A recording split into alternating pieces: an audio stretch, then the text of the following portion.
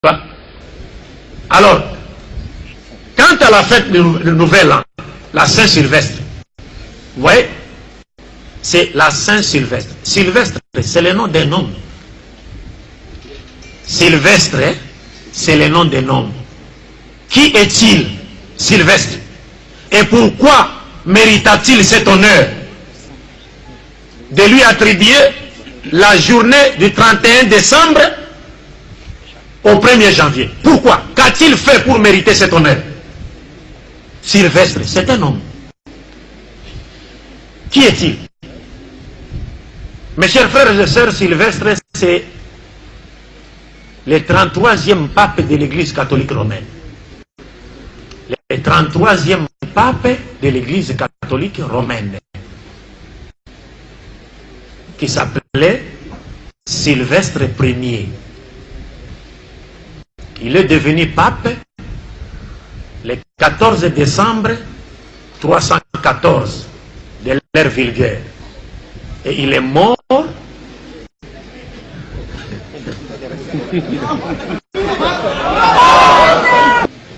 et le 33e pape de l'Église catholique romaine. Il est né un 31 décembre, le 13 décembre 314, si je ne m'abuse, 13 ou 14 décembre 314 de l'ère vulgaire. Et c'est ce pape qui a pesé de tout son poids pour que la divinité de Jésus-Christ soit reconnue au concile de Nicée à l'an 325 de notre ère, et pour qu'elle soit ensuite imposée à l'humanité tout entière. Vous comprenez? Le pape Sylvestre Ier, de mèche avec l'empereur Constantin, parce que l'empereur Constantin était en guerre, en conflit militaire, en conflit avec son adversaire Maxence. Et il y a la grande majorité des païens dans l'antique empire romain étaient avec son adversaire. Constantin n'avait pas vraiment beaucoup de partisans. Maintenant, Constantin avait eu besoin du suffrage chrétien. Il avait besoin des chrétiens, n'est-ce pas, pour l'aider à triompher sur son adversaire. Mais comme Constantin était encore païen, qu'est-ce qu'il a fait pour avoir les chrétiens? Et il s'est réveillé un jour le matin, il a organisé, il a convoqué les chrétiens, et il leur avait dit, Dieu m'a fait voir ce soir, dans un rêve, il m'a montré une croix, et il a dit, par cette croix tu vaincras. Vous comprenez? C'est comme aujourd'hui, un président kafir, il se réveille le matin, dans un pays à consonance musulmane, il nous dit, Dieu m'a fait voir dans un rêve cette nuit, il m'a montré le Coran, et il m'a dit que si je m'attachais au Coran, je vaincrais tous mes ennemis. Qu'est-ce qu'on va dire? Takbir, qu'est-ce qu'on va dire? Mais on va dire, c'est fini. Dieu vient de choisir qui? Le président. Donc nous devons le soutenir. C'est ce que Constantin a fait. C'est un grand politicien. Il savait très bien qu'en faisant cela, comme la croix était l'expression séculière de l'église chrétienne, c'était le symbole du christianisme, en disant cela aux chrétiens, tous les chrétiens qui étaient persécutés par des empereurs romains verront à Constantin leur sauveur. C'est ainsi ils se sont liés, ils se sont alliés plutôt à qui? À l'empereur Constantin le Grand. Et effectivement, Constantin a eu le dessus sur Maxence, il est devenu l'empereur fou de l'empire romain.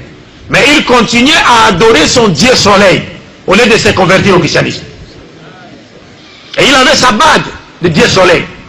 Et celui qui avait imposé aux chrétiens la journée de dimanche. Les chrétiens ne se reposaient pas les dimanches. Le repos du dimanche n'est pas biblique.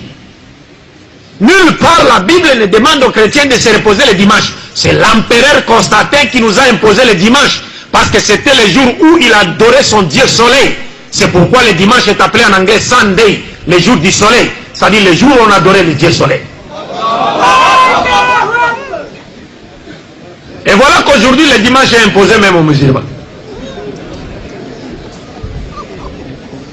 Alors que les Chinois continuent à travailler tous les jours.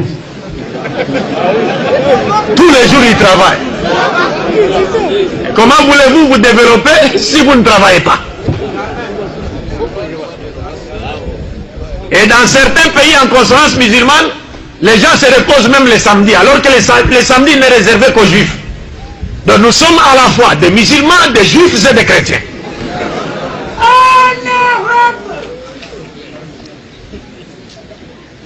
Donc Constantin a eu le dessus. Maintenant ils se sont entendus avec le pape Sylvestre Ier. Comme quoi le pape lui a dit ceci: moi je vous rassure, n'est-ce pas, l'apport des chrétiens, les chrétiens seront avec vous pour que vous triomphez sur Maxence, mais vous allez nous aider à triompher sur Arius d'Alexandrie. Il y a un prêtre chrétien qu'on appelait Arius d'Alexandrie. Il était d'Égypte, en Alexandrie. C'est le premier prêtre qui s'est opposé à l'église catholique romaine et qui a réfuté la divinité de Jésus. C'est le seul prêtre qui a dit à tous les chrétiens de tout l'Empire romain que Jésus-Christ n'était pas Dieu. Et que celui qui disait de Jésus Dieu, s'était écarté de l'évangile authentique que le Christ avait prêché. Maintenant, il a constitué un grand danger pour l'église catholique romaine. Parce qu'il a fait des victimes de la vérité. Les gens se sont attachés à lui. Il y a des prêtres même qui sont devenus des adeptes de qui? D'Arius d'Alexandrie. Maintenant, lors du concile de Nicée, ce concile a été convoqué pour faire quoi? Pour mettre fin au problème qu'avait posé Arius. Maintenant, des mèches avec l'empereur Constantin.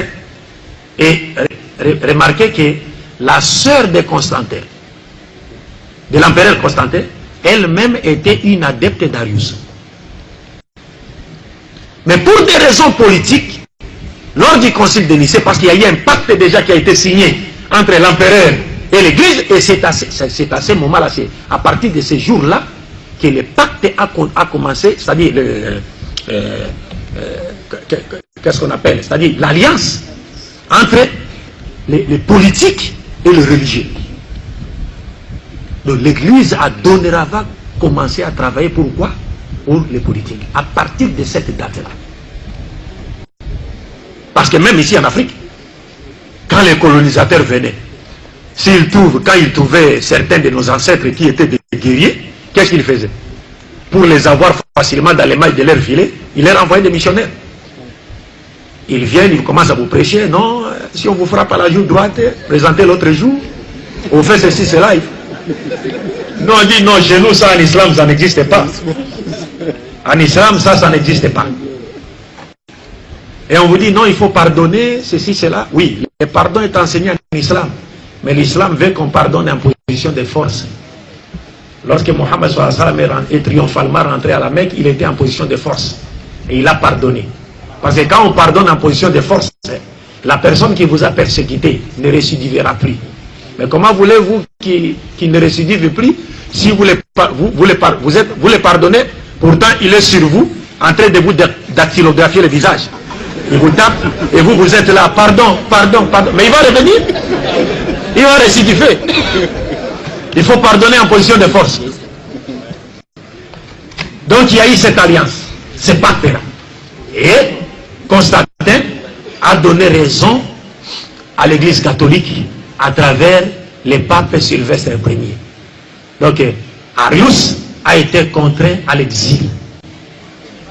Arius a été contraint à l'exil. Et donc Sylvestre Ier avec son plan et ses adeptes ont triomphé plutôt au concile de Nicée. La divinité de Jésus a été imposée sur toute l'étendue de l'Empire romain. Donc celui qui fête aujourd'hui, qui célèbre la Saint-Sylvestre, un musulman qui célèbre la Saint-Sylvestre, veut en réalité nous dire, il est d'accord avec le pape Sylvestre Ier pour dire que Jésus-Christ est Dieu. Parce que l'Église lui a dédié cette journée-là. C'est en reconnaissance des efforts que Sylvestre Ier avait fournis pour que la divinité de Jésus soit imposée au concile de Nicée. Donc celui qui célèbre cette fête est d'accord avec Sylvestre Ier. Voyez comment ces fêtes véhiculent des notions réprouvées par l'islam. Les prophètes, je voudrais conclure, Les prophètes Mohammed sallallahu alayhi wa sallam et ses apôtres ont trouvé la fête de Noël et la fête de Saint-Sylvestre. Ils les ont trouvés. Parce que ces deux fêtes ont vu jour avant l'avènement de notre prophète Mohammed sallallahu alayhi wa sallam. Donc s'il y avait quelque chose de bon dans ces deux fêtes, les prophètes nous auraient ordonné de faire quoi? De les célébrer. Mais il ne l'a jamais fait. Mais nous sommes venus après. Nous l'avons fait pourquoi? C'est en imitation des chrétiens. Et c'est la prophétie de notre prophète Mohammed sallallahu alayhi wa sallam. Parce qu'il nous a annoncé à 10 ans, il arrivera un moment où nous imiterons les juifs et les chrétiens pas par pas. Est-ce que vous comprenez? Le prophète nous a annoncé cela. Il arrivera un moment où nous imiterons les juifs et les chrétiens pas par pas. Nos femmes cherchent à s'habiller comme leurs femmes, n'est-ce pas? Nos hommes cherchent à s'habiller, à se comporter comme leurs hommes. Cela est arrivé aujourd'hui. Or, le prophète Mohammed sallallahu alayhi wa sallam, vous savez, relativement à nos sœurs qui sont là, vous savez ce que le prophète a dit? Et c'est pourquoi parfois, souvent je demande aux imams de nous parler souvent des prophéties de notre prophète qui se sont réalisées. Wallahi billah, il y a un livre là où on trouve les Nubuwat, Nabi Muhammad sallallahu alayhi wa sallam, les choses qu'il avait annoncées. Oh non, non, non. Si vous prenez connaissance de ces prophéties-là, elles vont raffermir votre foi. Regardez, le prophète Mohammed sallallahu alayhi wa sallam nous dit, il arrivera un moment, les femmes seront vêtues, mais elles seront pourtant nues. Vous comprenez cela? Les femmes seront vêtues, mais elles seront pourtant nues. Ici, mes chers frères et sœurs, vous ne voyez rien. Ici, là, dites Alhamdulillahi Rabbil Alamin. Vous comprenez? Donc nous concluons en disant, mes chers frères et sœurs, nous devons être fiers d'appartenir à cette religion qu'on appelle l'islam.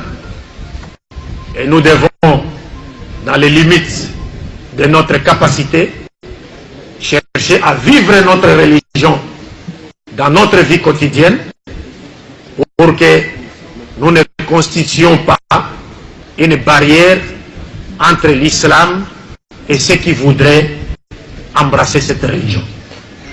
Je dis et je vous remercie. Wa sallallahu ala sayyidina Muhammad wa ala alihi wa ashabihi wa ala jami' anbiya wal mursalin walhamdulillahi rabbil alamin.